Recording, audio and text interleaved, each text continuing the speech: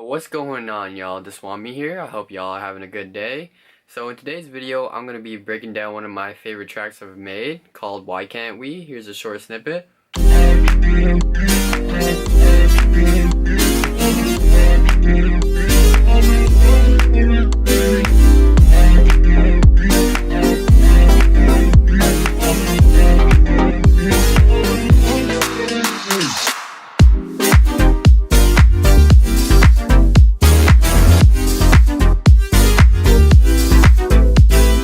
So basically, I just felt like I wanted to break down one of my favorite tracks, and yeah, that's basically it. Just jump right into it.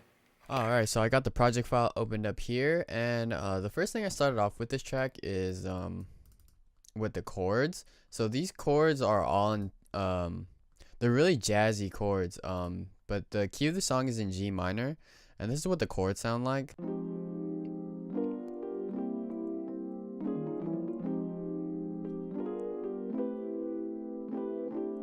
So basically, I did the chords, and then I just put these like filler notes in between the chords when I just heard something. It was kind of just playing around with what I thought sounded good, because in the beginning I didn't really want to lead, and the preset I used was just a stock E piano from Logic's internal instruments, and this is just another layer. It's kind of like a piano. During the time I made this, I didn't have Addictive Keys Mark 1 yet, so yeah.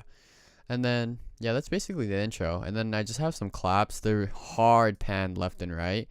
So yeah, I put like 2 in the sampler, and then another one just to like, I don't know, just all fill up the space and give like different layers, so each clap hits like at a different ear and a different tone. So yeah, and then for some texture, I just added some vinyl crackle. This is like a Ramzoid sample. It has like a little rain in the background as well, and then I just put a like a turn signal in the background, just to give like more groove, and then I just added these vocal chops in the beginning, and that was pretty much the intro. And then once the 8-bar loop comes to an end, I have these all grouped in one group because I use Shaper Box, and I'm using like a time. So this doesn't turn on until it gets to this 8th bar, but once it gets to this 8th bar, I put like a little slowdown. It's like kind of like a tape stop effect, but then it like pitches back up at the end if you listen to it. So yeah, I just felt like that was cool. And then that's actually that vocal chop you heard is actually the same one up here. It's just up an octave, and yeah, it just felt like a good transition into the next section of the beat. So this is pretty much like the where I got the name from. So I got these vocals from Splice. They originally, okay, I'll turn off like all the processing. Why can't we fall in? Why can't I don't know, I kind of just played around with the vocals and see what I like, what words I liked and what sounded good when I was making it. So yeah, I just chopped it until I found like a cool kind of phrase that he was saying. And why can't we fall in love for a day? So yeah, out of all what he was saying, I felt like that was the coolest part. So then first thing I did is kind of gave it like a vocal double, but where the real pitching came in is with this AU pitch, the Apple pitcher, and I just pitched it down 480 cents. So that's about 5 semitones, and this is what what it ended up sounding like after that. Why can't we fall? So yeah, it sounds pretty cool, but it sounds like really messy and whatnot. So when I got to that point, I wanted to make it more wide because these aren't like real vocals, so I felt like it was more of like a lead line kind of feel, so I wanted it to be more wide. Why can't we fall? And then I compressed it with OTT, and this is the setting I had. Oh, let me open the chorus as well. So this, I put it up to 100, so it made it like really wide, and it gave it the effect I wanted to. And then I just boosted the gain a little and have 21%, so not too much OTT. And yeah, that's pretty much like the bulk of the sound. And then I just did some key EQ to cut the lows, and then this kickstart to like make it more bouncy as it's introduced, because you know it's kind of like a funky house kind of song. So yeah, like I was saying before, I was kind of using it as like a lead line kind of feel, instead of using, since these are like vocal chops, instead of using it like as an actual phrase of the song. And then I just pitch corrected it, and these are the settings I used. I used it on the fastest auto tune, so that means it's gonna like always be in key, and that was kind of the feel I wanted to have.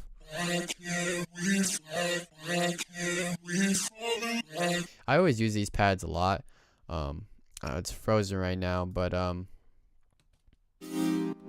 just unfreeze one of them. So yeah, one of the presets is called the Tempest. It kind of gave me like the jazzy K-Tronada kind of pad vibes, but you know, it didn't exactly sound like it. And then I just layered this on top of it, string mode. These are both from Echo Soundworks Gray this sound bank.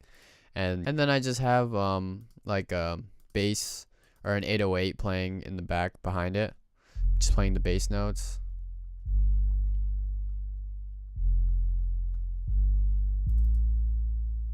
All I did was chop up the chords to play this kind of rhythm. So originally the rhythm actually just sounded like this. So that sounded cool, but I just felt like it could use more rhythm. So what I did is just put these like little filler notes. Yeah, basically all I did was, for the most part, is like take two of the notes from where I wanted the filler note to be. So like this chord, I knew it had to be right here, so I just took these two notes and placed it right before it, and I put it down one. So yeah, just give it more rhythm. And then yeah, I just have it building up with the kick and the clap. And I just have some like some risers and a little drum fill right here.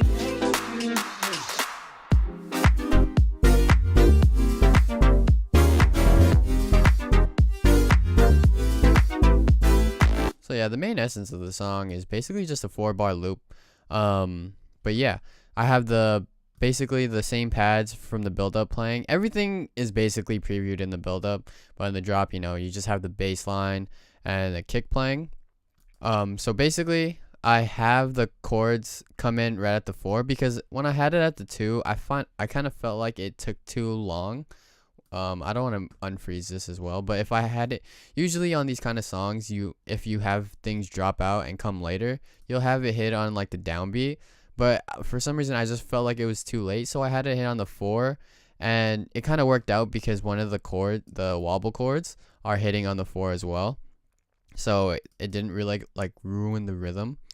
And yeah, so basically, let's go through the processing that I did for the wobble. So all I did was add kickstart and low cut it. I did some subtractive EQ around the 500 range. And by the way, if you actually want to know what this preset looked like, it's actually, so I got this from a Alex Rome video. It was like a Louis the Child preset, I think, when he was making Better Not. But for some reason, I think I just tried this same preset with some chords, and I think it just ended up working out really well. So yeah, don't be afraid to try some leads and use them as chords or something, because you never know what could happen. Because I think this was all a mistake when I was trying to find a preset for it. But I mean, I knew the sound I wanted, but you know, it could work, or it just worked. And then I have some white noise that's being played only when the wobbles are playing. So like when it cuts out, like right here, there's no white noise being played. So but then it comes back in when the chord is being played again. So because I kind of just felt like it gave it more rhythm and high end, because these chords are playing like, it sounds like really low tone-ish and whatnot. And then just get onto the bass. So the bass sounds like this.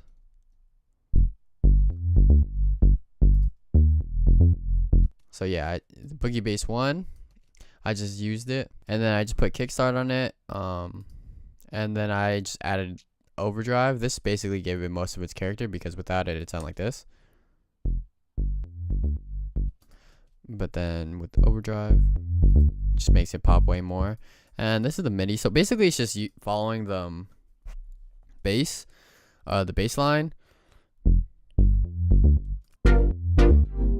So yeah, basically playing when it's doing those pocket notes when the when the chords aren't playing.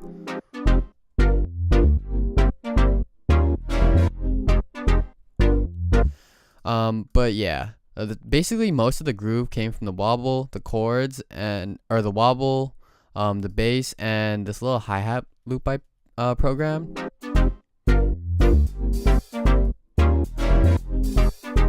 So I think when I was making this, I kind of was just following the bass. I think originally I was like playing it on my keyboard, and then or just playing around with notes or with the hi-hats on my keyboard, and it kind of just ended up following the bass line, and this is what I came up with. So yeah, you can kind of hear it following the bass. And then for the kicks, I just layered 2 kicks together. This is the low end kick. So yeah, it just gives like a really warm low end, and then I felt like it needed some high end, so then I just put this on top of it and just EQ'd the hell out of it, giving it like that. Yeah, that was basically it. And then I basically used the same claps. Yeah, that's pretty much the first part of the drop. And then so yeah, it basically loops again at the end of the 8-bar pattern, except now there's a percussion loop.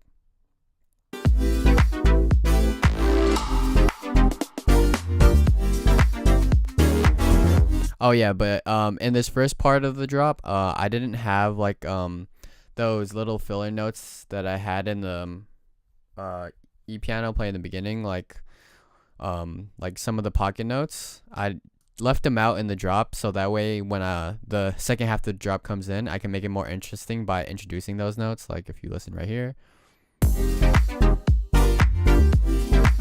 see there's no filler notes, but if you listen right here,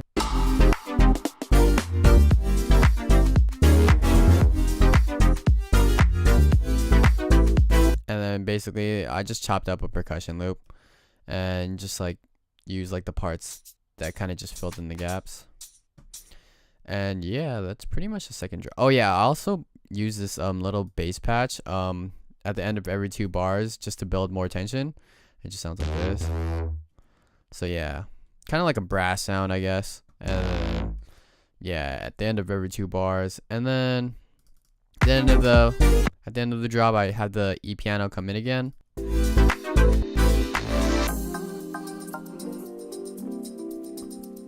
And then yeah, that's pretty much the drop. And then I guess for the second part, or the second drop, all I did was so in this breakdown part, I added a little lead section.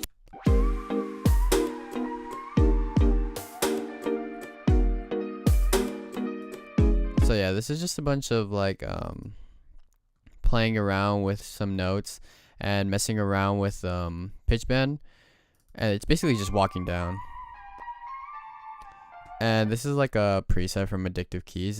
It should be like an electric grand preset, and I just messed around with it, and this is kind of what I came up with.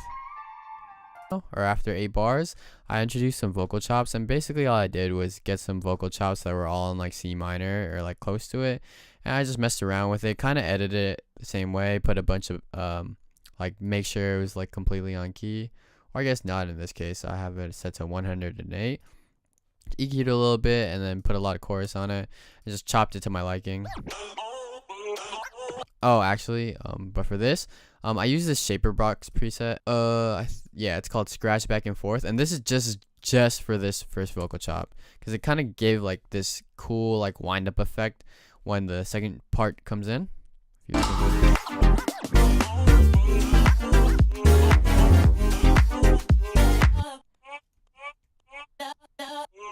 Yeah, I kind of just chopped the vocals to my liking.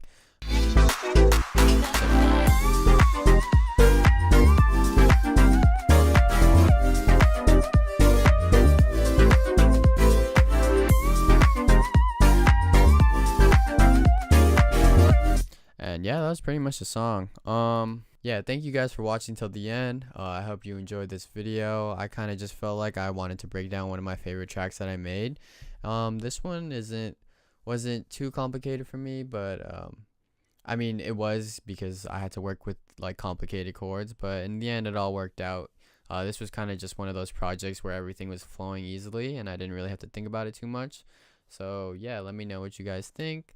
Let me know what you want to see next, and I'll see you guys in the next video.